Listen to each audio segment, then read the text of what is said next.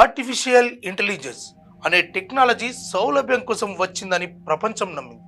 కానీ అదే ఏఐ ఇప్పుడు మనిషి జీవితాలకే ముప్పుగా మారుతుంది. ఇది ఒక యాప్గా కాకుండా శక్తిగా మారి నిశ్శబ్దంగా మన జీవితాల్లోకి చొచ్చుకువచ్చి ప్రతి క్షణాన్ని నియంత్రిస్తోంది.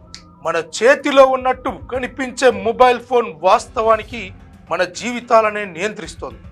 మనం మాట్లాడే మాటలు, చూసే వీడియోలు, వెళ్ళే ప్రదేశాలు అన్నీ ఏఐ ద్వారా నమోదవుతున్నాయి.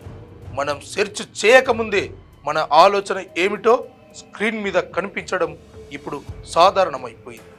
దీంతో వ్యక్తిగత జీవితం అనే మాట కేవలం పేరుకే మిగిలిపోయింది.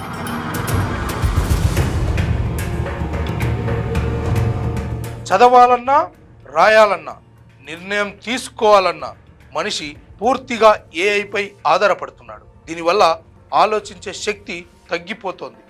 ఇది సౌలభ్యం కాదని, మానవ మేధస్సుపై జరుగుతున్న మౌన దాడి అని నిపుణులు హెచ్చరిస్తున్నారు.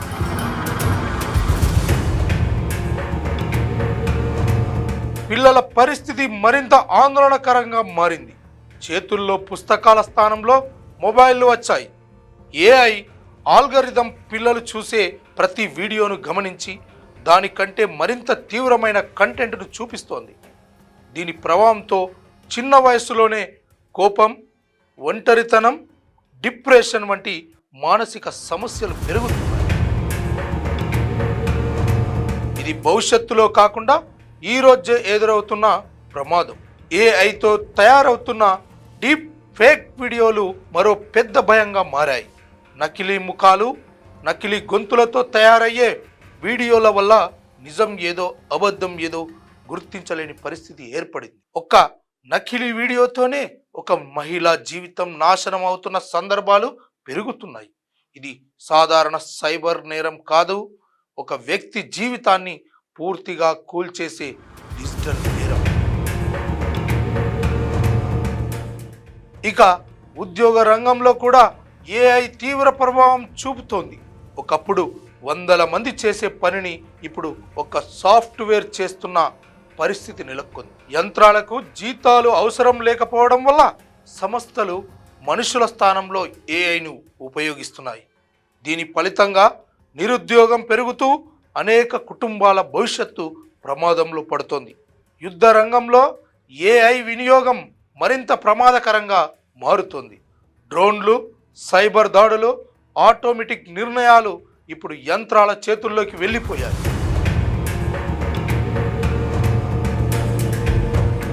ఒక చిన్న అంచనా తప్పు జరిగితే కోట్ల ప్రాణాలకు ముప్పు ఏర్పడే పరిస్థితి ఉంది. ఎందుకంటే యంత్రాలకు కరుణ ఉండదు. మనిషి కన్నీళ్ల విలువ అర్థం కాదు. మన భవిష్యత్తును కాపాడాల్సిన సాంకేతికతే మనిషిని అవసరం లేని వాడిగా మార్చితే రేపటి ప్రపంచాన్ని ఎవరు నడుపుతారు అనే ప్రశ్న ఇప్పుడు అందరి ముందు నిలుస్తుంది. ఏఐ మన సేవకుడిగా ఉండాలి, కానీ మన యజమానిగా మారకూడదు. ఇది సాధారణ వార్త కాదు, మానవ భవిష్యత్తుపై మొగ్గుతున్న హెచ్చరిక. తస్మాత్ జాగ్రత్త.